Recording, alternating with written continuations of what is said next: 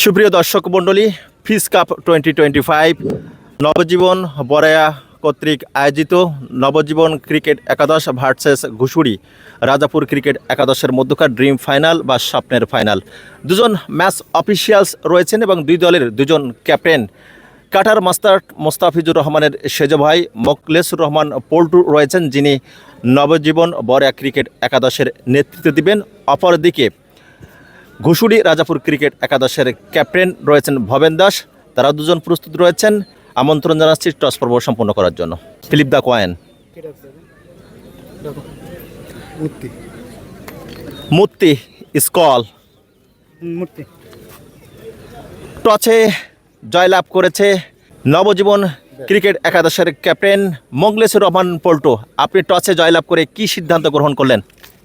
টসে জয়লাভ করে ব্যাট করার সিদ্ধান্ত নিয়েছি। কেন? আসলে উইকেটটা অনেক ফ্ল্যাট, তারপরে কালকে বর্ষা হয়েছে, উইকেট ভাঙারও একটা চিন্তাভাবনা আছে যে ভাঙতেও পারে, যার কারণে উভয় টিমে দুইটা করে লেফট আর্ম স্পিনার মতো আছে। এই জন্য আর কি দ্বিতীয় ইনিংসে ব্যাট করলে এটা আমরা বেনিফিট একটু পাবো, এই জন্য আর কি করা। আপনার টিম কম্বিনেশন নিয়ে বলবেন, কয়জন পেসার রয়েছে এবং কয়জন স্পিনার রয়েছে? আমার 3 জন স্পিনার আছে লেফট আর্ম, আর 4 জন হচ্ছে রাইট হ্যান্ড পেস বোলার আছে, 7 জন। এবং প্রথমে আপনি ব্যাটিং করার সিদ্ধান্ত গ্রহণ করেছেন। প্রতিপক্ষ দলকে প্রথমে ব্যাটিং করে কত রানের একটা টার্গেট ছুড়ে দিতে চান? আসলে এটা সময় বলে দেবে যে আমরা কত রানের টার্গেট আসলে দিতে পারি। Thank you so much, all the best. Rajapur ঘুষুড়ি দলের ক্যাপ্টেন ভবেন দাস টসে পরাজয় বরণ করেছেন। আসলে আপনি যদি টসে জয়লাভ করতেন তাহলে কি সিদ্ধান্ত গ্রহণ করতেন?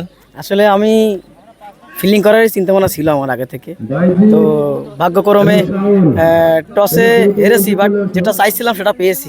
তো আমার টিমের বলার আছে, ভালো ভালো বোলিং আছে, তো আশা করি তাদেরকে হয়তো আমি আটকাতে পারবো খুব কম রানে। আজকের এই ফাইনাল ম্যাচের প্রিপারেশন এবং টিম কম্বিনেশন নিয়ে বলবেন।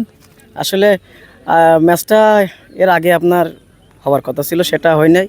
তো সেই তুলনায় আজকের জন্য আর কি আমার টিমের প্লেয়ার এবং যারা ছিল কিছু কিছু পরিবর্তন ছিল, কিছু কিছু নতুন এসেছে। আশা করি ভালো। আজকের পিচটা কেমন হতে পারে? আশা করি মোটামুটি ভালো হবে। তো একটু কালকে একটু বৃষ্টি হয়েছিল, যার ফলে একটু বোলিংদের জন্য একটু হয়তো সুবিধা হতে পারে, আমার যতটুকু ধারণা। Thank you so much, all the best. ঠিক আছে, ধন্যবাদ। সুপ্রিয় দর্শক মণ্ডলী, centre from the news. Nabajiban Baraya cricket একাদশ টসে জয়লাভ করে প্রথমে ব্যাটিং করার সিদ্ধান্ত গ্রহণ করেছেন এবং ঘুষুড়ি রাজাপুর ক্রিকেট টিমের ক্যাপ্টেন ভবেন দাস তিনি কিন্তু ফিল্ডিং করার সুযোগ পেয়েছেন।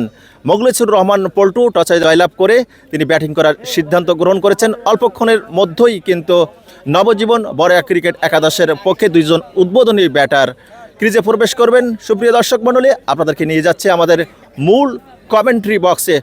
Toss to win Baraya Nabajiban cricket team bat first.